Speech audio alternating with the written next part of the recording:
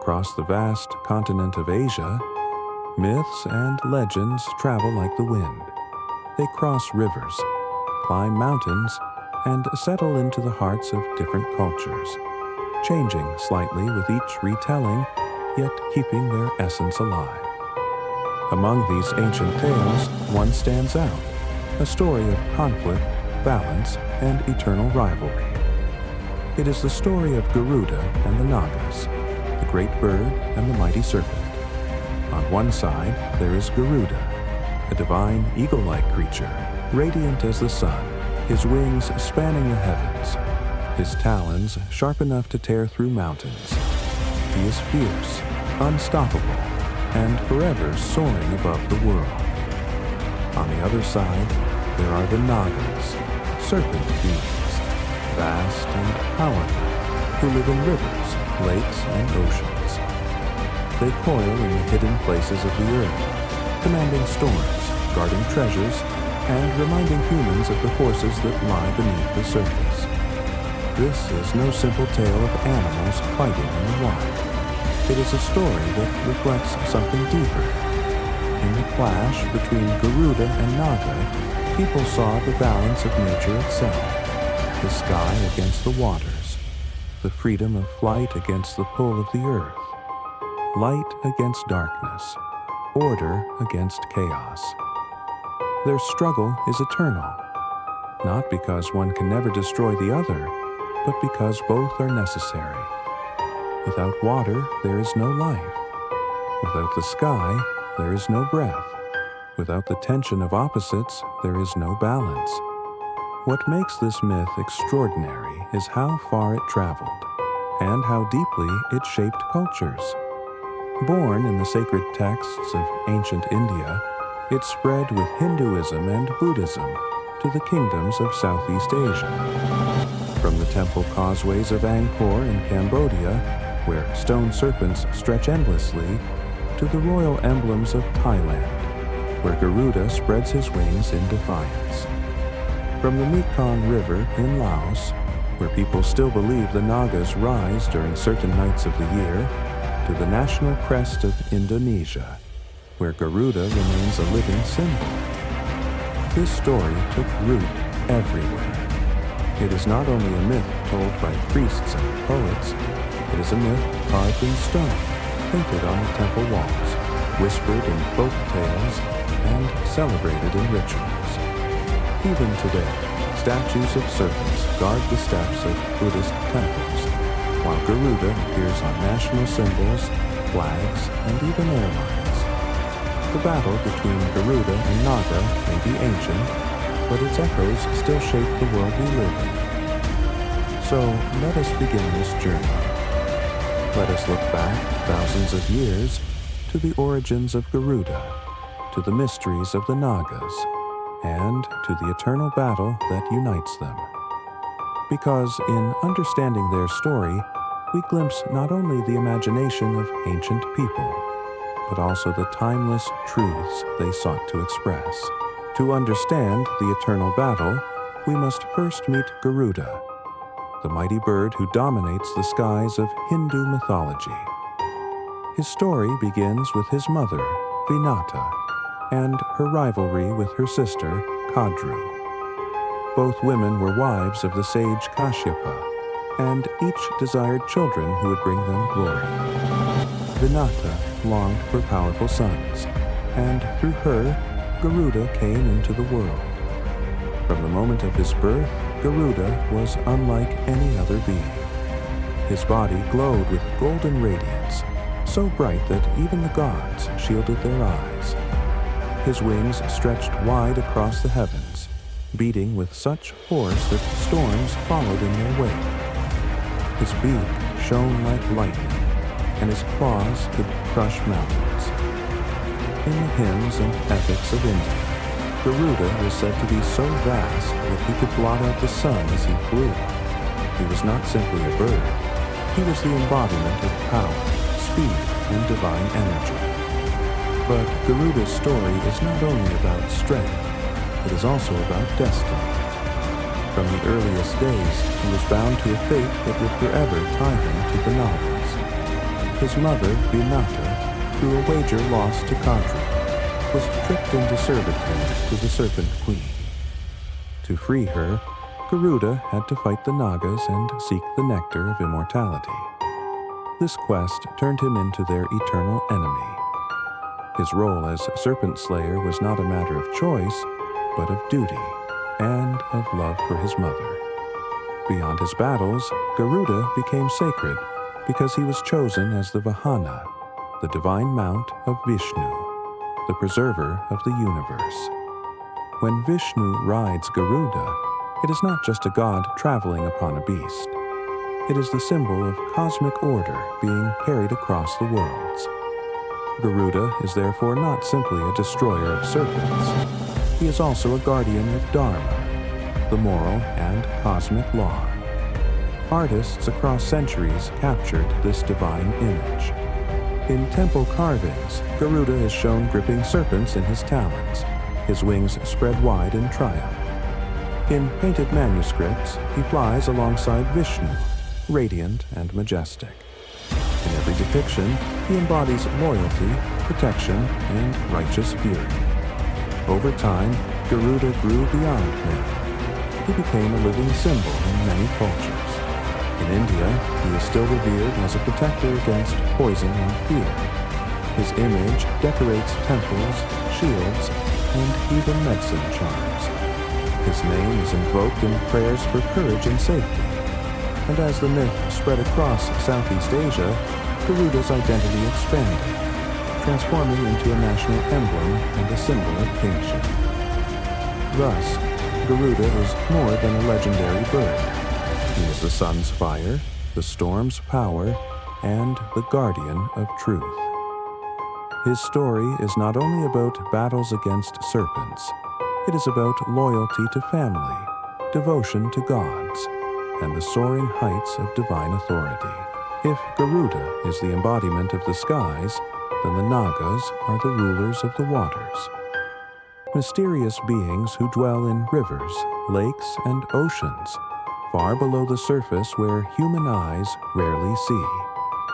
In Hindu and Buddhist traditions, the word Naga means serpent, but these are not ordinary snakes. They are divine creatures, sometimes depicted with a single serpent's head, and sometimes with 7 or even 100 heads crowned with glittering jewels. The Nagas are guardians, warriors, and tricksters all at once. In some stories, they are feared for their venom and their immense power. A single glance from a Naga could bring storms and floods, while their coils could strangle even the strongest beings. But in other tales, they are revered. They are said to control rainfall and the fertility of the land. And so farmers once prayed to them, offering gifts to ensure good harvests.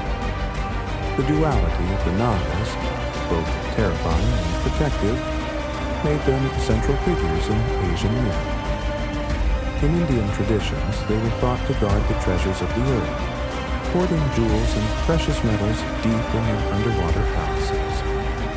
Great kings and heroes sometimes sought their aid, entering the hidden realms of the serpents to gain wisdom or riches. The Mahabharata, one of India's great epics, tells of warriors and sages encountering Nagas in their quests, sometimes as enemies, sometimes as allies. When Buddhism spread, the Nagas were woven into its stories as well. The most famous legend tells of the Buddha himself, meditating beneath the Bodhi tree in the pouring rain. As the storm raged, the serpent king Mukalinda rose from the ground, coiled his body around the Buddha, and spread his hoods above him like a great umbrella. In this moment, the Naga was no enemy, but a protector of enlightenment. This tale cemented the idea of Nagas as guardians of the sacred. As Indian religion traveled across Southeast Asia, the image of the Naga changed but remained powerful. In Cambodia, long stone balustrades in Angkor temples twisted into serpentine forms, their heads flaring at the entrance like watchful guardians. In Laos and Thailand, Nagas are deeply tied to the Mekong River, believed to dwell beneath its currents. Even today, festivals celebrate the Nagas, and people claim to witness mysterious glowing fireballs rising from the waters, signs, they believe, of the serpent's presence. In every culture they touched, the Nagas embodied mystery. They lived where humans could not, in the unseen depths. They represented the life-giving force of water, but also its dangers, the floods that could destroy villages, the currents that could sweep lives away. To honor the Naga was to acknowledge both the blessing and the threat of nature itself.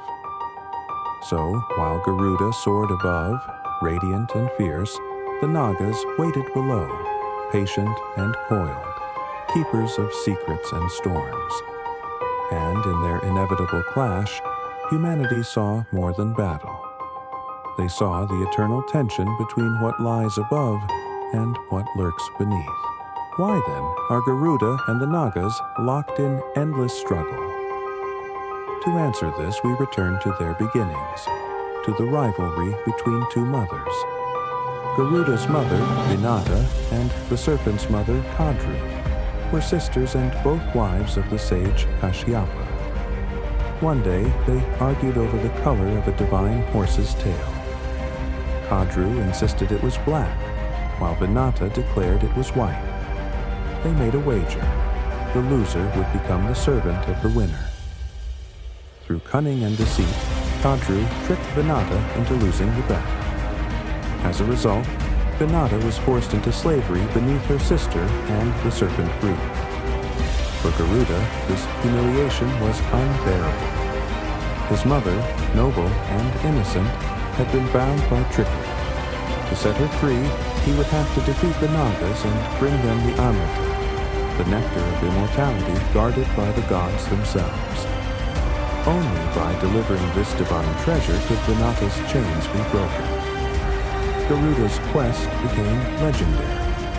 He soared into the heavens, battled gods and demons, and finally seized the Amrita. Along the way, he clashed again and again with the Nagas, tearing them apart with his claws and snapping their bodies in his beak. Though he eventually placed the Amrita before them, the serpents never tasted it.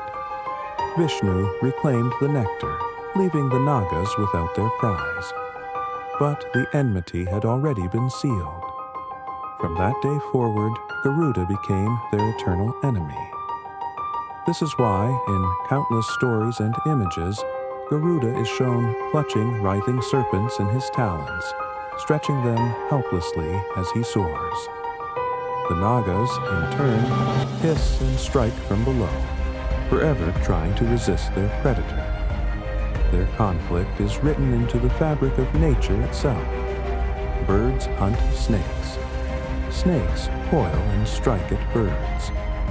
The myth mirrors the very real cycle of predator and prey that people observed in the world around them. Yet the story carries more meaning than a simple family feud or natural rivalry. It became a cosmic metaphor. Garuda, radiant and fierce, represents the sky, freedom, and the pursuit of truth. The Nagas, patient and coiled, embody the earth, the waters, and the hidden mysteries of existence. Their eternal battle is not about one side conquering the other, it is about maintaining balance. In Hindu cosmology, the universe survives because of the tension between opposites. Light exists because there is darkness. Order has meaning only because chaos lies in the background. The struggle between Garuda and Naga is a story of that balance. Though they fight without end, neither is destroyed. Their enmity ensures that the cycle continues and that both forces remain part of the world. This eternal battle became one of the most powerful myths carried across Asia. Wherever Garuda and the Nagas traveled, their clash was retold in new ways. Yet the essence was always the same. A bird that soars against the serpents of the deep, a struggle without end, and a truth that still speaks to us today. As the great religions of India spread across the seas, so too did the stories of Garuda and the Nagas.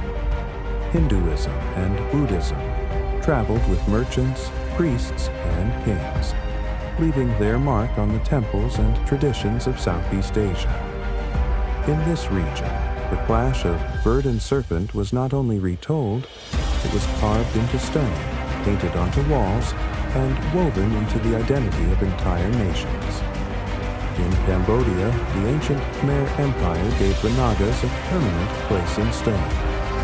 At Angkor Wat and Angkor Thom, immense balustrades stretch across temple causeways, serpents hundreds of feet long, their bodies forming the handrails, their many heads rearing at the entrances like guardians. To walk into these temples was to walk between the coils of the Nagas themselves. Garuda, meanwhile, appears in the carvings that line the walls, shown grasping serpents in his talons, wings spread in defiance. In Khmer art, the balance between Garuda and Naga is everywhere, a constant reminder of power and protection. In Thailand, the myth took on a royal dimension. Garuda, known here as Krut, became a symbol of kingship and divine authority. Even today, Garuda is the official emblem of the Thai monarchy, appearing on documents, flags, and seals. The sight of Garuda signifies power sanctioned by the gods. Yet the Nagas are equally revered. Along the banks of the Mekong River, festivals are held each year where villagers celebrate the Nagas, believing them to be protectors of the waters. Some even claim to witness glowing fireballs rising mysteriously from the river at night, known as the Naga fireballs, said to be signs of the serpent's presence. In Thailand, Garuda and Naga are not merely enemies. They are forces of nature and faith, both worthy of respect. In Laos, the Mekong River is also home to the Nagas. Local legends describe the serpents as guardians of the capital, Vientiane. During Buddhist ceremonies, Naga images are carried in processions, and Naga motifs decorate temple stairways. The Nagas here are seen less as villains and more as protectors, spirits that guard the faith and shield the people from harm. Further south, in Indonesia, Garuda reached the height of his transformation from myth to national symbol. Adopted as the emblem of Indonesia after independence, Garuda stands at the center of the nation's coat of arms. His wings stretch wide, his gaze is strong, and his chest bears a shield with symbols of unity. To Indonesians, Garuda is no longer just a creature of legend. He is the spirit of the nation itself.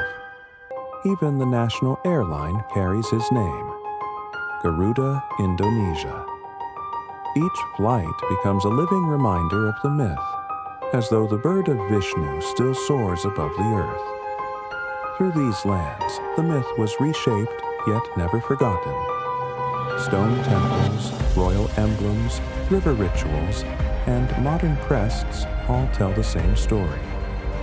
Garuda and Naga traveled far beyond India, embedding themselves into the cultural heart of Southeast Asia, where their eternal struggle continues to inspire awe and devotion.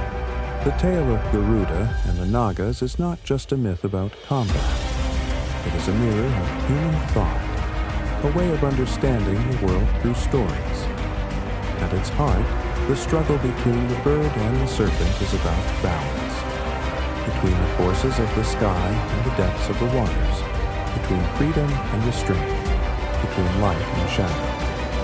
Garuda, radiant and swift, embodies aspiration.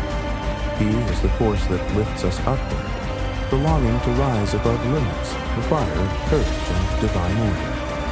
His wings represent freedom of movement and clarity of purpose. In many cultures, Garuda became a protector, a guardian against poison and deceit. He was invoked by travelers for safety and by rulers for legitimacy. In his soaring figure, people saw the hope of transcendence, the triumph of light over darkness. The Nagas, coiled and mysterious, embody what lies beneath. They are the unseen depths of rivers and oceans, the fertility of soil nourished by rain, the power of hidden treasures and secret wisdom. They remind humans that the earth is alive, that water gives life but can also bring destruction. They are both feared and revered because they stand for the unpredictability of nature. A Naga can bless a field with rain, or flood it with a single twist of its body. Together, these figures show that neither force can exist without the other. The myth teaches that life is not a simple struggle between good and evil, but a dance between opposites. Sky needs water, freedom needs roots, order needs chaos. In their eternal conflict, Garuda and Naga express the ancient truth that harmony is found not in the destruction of one side, but in their balance. This symbolism reached beyond religion and myth into art, politics, and daily life. Temples that display both Garuda and Naga remind worshippers that protection comes from acknowledging both forces. Kings who adopted Garuda as a symbol of authority also placed Nagas along the steps of their palaces, recognizing the guardianship of the waters. Even today, nations that embrace Garuda or Naga as their emblems are, in a sense, honoring this timeless balance. On a personal level, the story resonates with the struggles within every human life. We all carry the desire to soar, to be free like Garuda. Yet we are also bound to the earth, dependent on water, roots, and the unseen mysteries that sustain us, just as the Nagas remind us. The tension between these two desires, the urge to fly and the need to belong, echoes in the myth of their battle. Thus, the conflict between Garuda and Naga is not about victory. It is about reminding us that strength lies in the balance of opposites, and that true harmony is not found by destroying one force, but by allowing both to exist. The myth of Garuda and the Nagas has survived for thousands of years, and its endurance is not an accident. Even in today's world, where skyscrapers rise higher than temples and planes soar faster than birds, the story still echoes in the symbols we see around us, in the rituals we keep, and in the imagination we share. Walk into a Buddhist temple in Laos or Thailand, and you will likely climb stairways guarded by serpentine balustrades, stone Nagas curling protectively at the entrance. Step into the great ruins of Angkor in Cambodia, and you will see both Nagas and Garudas etched into the walls, locked forever in silent struggle. Look at the crest of Indonesia, and you will see Garuda reborn as the emblem of an entire nation. Each of these images whispers the same reminder. The eternal battle continues, not in the heavens or the rivers alone, but in the hearts of people. And it is not just carved in stone or painted on walls. It lives in festivals, in folk tales, and in the everyday stories people tell their children. In Thailand and Laos, villagers gather at the banks of the Mekong, hoping to glimpse mysterious glowing fireballs that rise from the river. To them, these are signs of the Nagas stirring beneath the waters. In Indonesia, when a plane takes off under the name of Garuda, it feels as though the bird of Vishnu still carries humanity across the skies. The myth has been woven into the fabric of both the sacred and the ordinary. Perhaps what keeps the story alive is its refusal to end. Garuda never fully defeats the Nagas, and the Nagas never fully overcome Garuda. Their conflict is not about resolution, but about continuity. It reflects the way we live in a world where light and shadow, storm and calm, freedom and restraint are always present together. The battle is eternal because life itself is eternal tension, eternal movement, eternal balance. For the ancients, this was a truth expressed in myth. For us, it remains a truth expressed in symbol. The soaring Garuda speaks to our desire to rise above, to seek clarity and strength.